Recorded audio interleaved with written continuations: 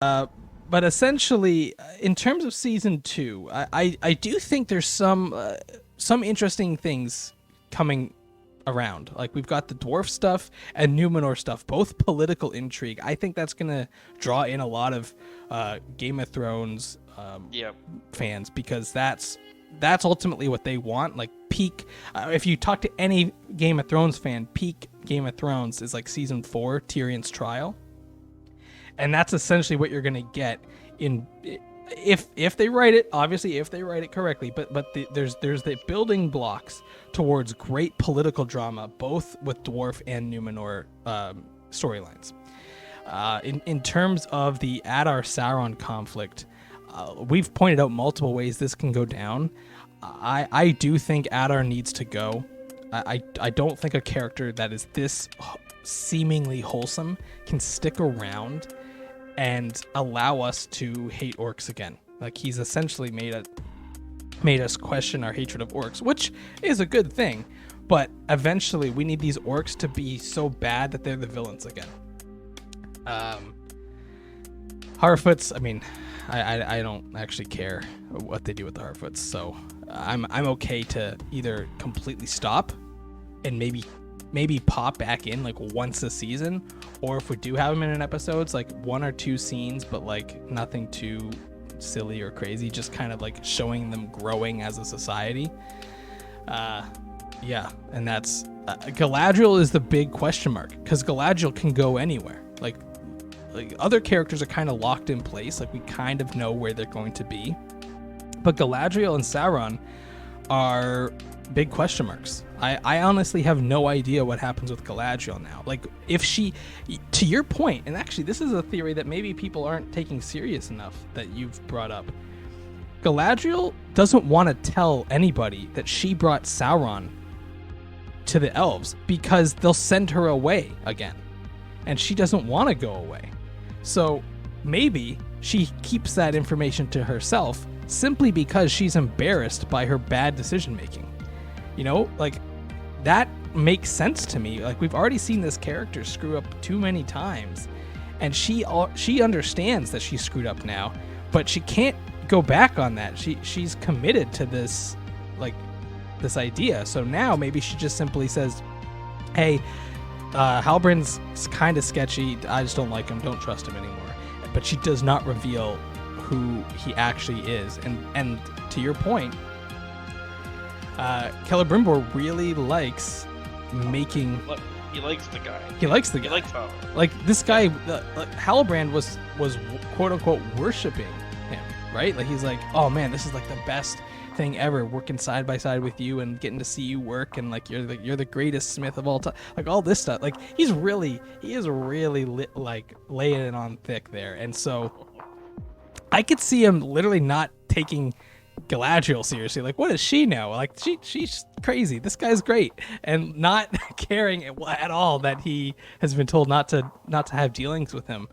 So like, there is some reality in which that works out. Like, that makes sense on screen. I just think at this point, like at some point, we do have to start Galadriel on her path to redemption and becoming the intelligent, wise, sagely lady of the woods that we know. And we can't just keep having, like, I know I joke about having her like go around and screw up everyone else's storyline. We can't have that. Like at some point, we're supposed to really like this character at the end. Like we're supposed to think this character's the greatest, but I don't know how we get there at this point. I guess that about wraps it up. Do you have anything else to add about season 2? Your expectations? Any thoughts? Did we forget any characters? I think we covered everyone. We've covered all the major players. We obviously have some side characters. Like there's some people in Numenor, like you touched on, that are kind of side characters. Like the boyfriend. Yeah. The sister. We know that some of the rings... well, we left off with the sister seeing that vision. You're right. The fact that the sister has been such a big part, like bigger than I thought she would be, to be honest. I honestly did not think she needed to be in the show at all at this point. But she's in it. I think she has a big role to play. maybe she helps with the downfall of Numenor. Maybe she is. Maybe she's more of a Kingsman at this point. She is. Yeah. And maybe she helps convince her father to join. I mean, I don't really know what's in the cards for Elendil, but she should become more of an elf liker after seeing these visions. Yeah, so that's sort of my we kind of know that Elendil has to leave eventually. I think, right? Doesn't he have to start a kingdom somewhere else, or at least like lead a group somewhere else to like? Yeah, I think all the elf they call them the faithful. Yeah. They all have to leave at some point. Yeah. They're gonna have to get kicked out. So either she helps with that process by helping get them kicked out, or she like warns her father of pending trouble, and like basically says we all have to leave. Like I can see her kind of, because this is Atlantis. We need to get out of here. Yeah, that's basically it. Like that. I can see her having that kind of role. I don't know how much like we really laid into some jokes on the fact that there's this like thirsty guy, the son of Farazan, who just like will do whatever she says. I don't know how much that's gonna keep going. I think it's really funny. I think it's a really like, it's almost comic relief. I think it's I think it's deliberate. So I do think they deliberately set up their relationship to be funny, because he's so thirsty and she's just like does not care about him at all. It's not even friend zone. Like she doesn't even like him. She's just using him to get what she wants, which in a vacuum sounds bad, but she's doing it because she thinks that there's some dire need to help people, and this guy has information. So she blows up a boat for him. He blows up a boat for her. He blows up a boat for her. Yeah, I forgot about that. Let us go. It's like his. I love how. And then they cut to everyone in like the throne room talking about how maybe we shouldn't go. There's some serious dissent about the war, and it's like, no, it's just your son. It's literally your son, and he just wants to get laid. I know. And the funny thing is, like, that scene has two great moments because we've got this thirsty guy blowing up, like, committing terrorism because a girl touched his arm. But then we also... and he wants her to touch his arm again. And then we have Isildur, who's like a bum. He's a stowaway. He's like sleeping in the horse section of the boat. And like he sees this thirsty guy come in who's trying to blow up this ship. And it's clear that neither one of them like want to do anything. Because this guy's just doing it to impress a girl. And he's just doing it because he wants to leave the island. Like neither one of them want to get into any sort of trouble. So they had like this weird little battle. It's such a funny scene, and I don't know if it was meant to be. If it was, genius, but if not, like, okay, you got it. Like Isildur is such a sketchy, crappy character as well. Like that's the other thing. Now I don't know if he ever needs to be redeemed, because I don't actually know how Isildur was when he was alive, pre and post Ring. I don't know what he was like. Maybe he was kind of a douchebag. I don't know, but this character definitely douchebag material, yeah, I don't like I know he has to live, and I kind of care how he escapes and if he meets up with Halbrand / Sauron. I have another idea. So what's that? Remember how I said maybe Halbrand revives Isildur? Mm-hmm. So Halbrand revives Isildur.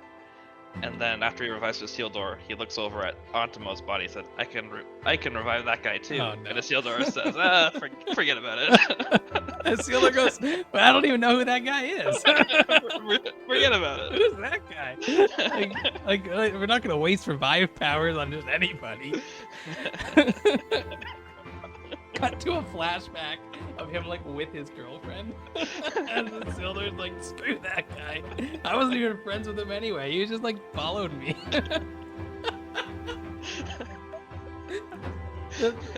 Oh man, imagine this show told from like the perspective of these background characters, like that guy, Waldrig, some random dwarf, like watching all the dwarf drama unfold. Like there's so much craziness going down, and like some of these characters are really getting a bad role here. And I mean, well, you know, we didn't even touch on this, but like the queen being blind, is that potentially a reason why she feels she needs a king to help lead her people? Like maybe she feels weakened in some aspect, and that people won't treat her with respect as a leader because she can't see, and so she needs a king or at least someone by her side where people can still feel that she's capable of running Numenor. Yeah. Like, so I don't know, like, so there's two ways to do the corruption, right? There's like the outward corruption of like basically like convincing someone to do bad stuff, but then there's also this corruption like of political power where you seduce people with like, oh, you need help ruling this ruling this city, this country. Well, I've been your right hand man for so long, I'll help you, let's get married. And then at that point, then like he's like seduced her into like this idea of like having it be a good union, and then he just kind of usurps the power. So there's a couple different avenues they can go, and same as Halbrand. Like we saw Halbrand doing the slow seductive seducing of Galadriel, trying to get her to join him, whereas with the orcs I think it's going to be more of an outward, like, we need, like, look at these humans and elves, they've done you so much harm, we must kill them. And that's how you get the orcs to basically lose all of their morality that we've been kind of building up. Although I say that with like a grain of salt. Like they did have a slave labor camp after all, so you know, like they're not like wholly good creatures that are corrupted here. Like there is some badness to them. It's just they're living creatures that deserve some modicum of respect and humility and humanity. And so I think that's ultimately what Adar brings, and that's why his death helps the story. Like, it helps everyone's story. Like, Adar is such a good character now, like you pointed out. Like, his death makes so much stuff happen. I just cannot see him living, despite you wanting him to live. Now, it would be interesting to see him kind of try to come back to the elves, right? Because we think he's an elf. That's our thought, right? We think he's an elf that was one of the first corrupted. And, yes, that's what he is too. And through that, he has grown to. He sees himself as an orc, in a way, and he wants to help his fellow people, his fellow group, and to have him maybe try to come back to the elves would be an interesting thing. But I truly think this guy needs to die to progress both Sauron, the orcs. Possibly allows Galadriel to add another notch on her belt of bad decisions. That Adar is like the linchpin here. Adar has to go down. All the other stories don't really matter too much. Like, you could literally have all the other stories just go any which way. Like, the dwarves could either be, weird and skip the eldest brother to have a different king. Numenor could literally have a fight between the king and queensmen. It could have the king and queen getting married. It could have all sorts of stuff. But the only thing that has to happen is there has to be some trauma with the orcs and Adar for the orcs to come around and be evil again. I just had a thought. I mean, because we know how we said, I'm getting feedback is a problem, but that's a little, hopefully, it's gone away.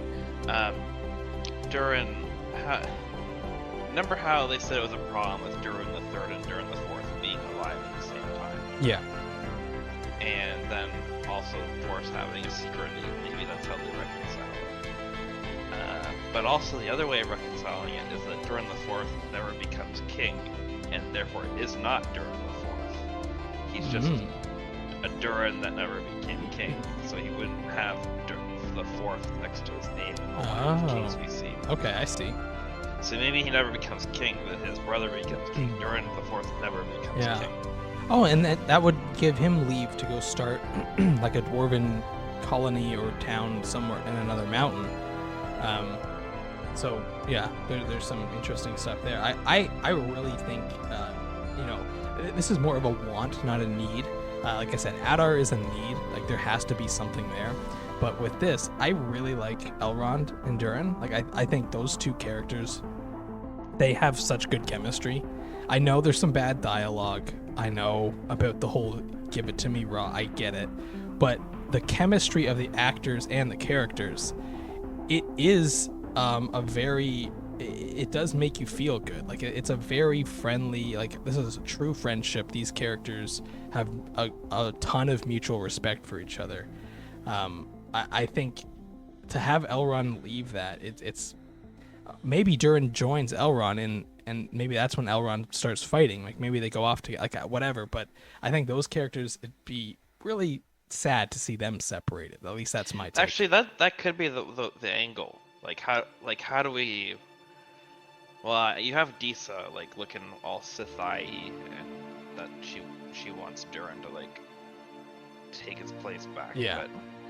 But having him being like kicked out of this line of succession, that's one way to just get Durin out of the mountain and becoming a character in the show. True. Outside of just being stuck in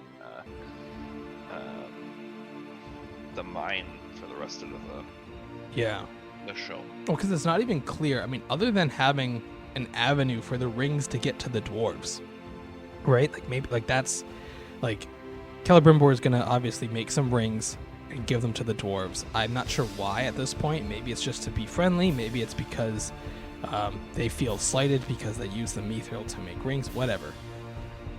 I always saw the dwarf part of this story as more of like they're setting up an avenue to get rings into the hands of dwarves. But I've since come to really like the dwarves and the characters there. Like I think that's one of the better parts of the show for me. So I hope we continue with the dwarves. I just don't know what else there is to do. So like you said, we can get Durin out of the mountain, but then we like lose all the dwarf like we lose the society of the dwarves that I also like. So it's like a win-lose for me. Like I want this character to be in it a lot, but at the same time, I also like your idea of having him and Elrond kind of go off on their own, or maybe Disa comes, like maybe the whole family comes, or maybe the whole group comes, and they start their own settlement somewhere. But and that allows Elrond to start fighting, or at least start the inner workings within his mind that he's gonna have to fight for something. So yeah, I don't know. That part is really up in the air for me too, because I know we have some political drama coming, but if that's all it is, at some point Elrond needs to leave, and then I'll be sad. So, yeah, I wish Elrond could stay in there for a lot longer, but eventually he does have to become the general that we all seem to be.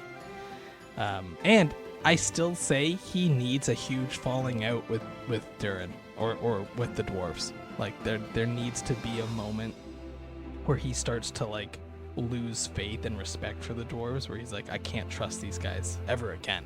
And that's why he reacts the way he does to the dwarves in The Hobbit, and that's also why he's kind of condescending to the dwarves in the original trilogy. He just dwarves have left a bad taste in his mouth, and he can't get rid of it.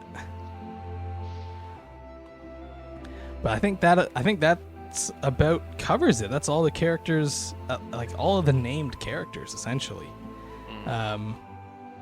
So, yeah, let us know in the comments down below if you guys have any ideas or theories about what might happen here. I think we've covered quite a bit of theories, and we've kind of given multiple directions some of these characters can go. But hey, sometimes someone comes up with an amazing theory that I read online, and I'm just like, that's so exciting. I hope I see that. So let us know in the comments down below. We'd love to hear from you guys. And while you're down there, don't forget to subscribe, and we will see you on the next one.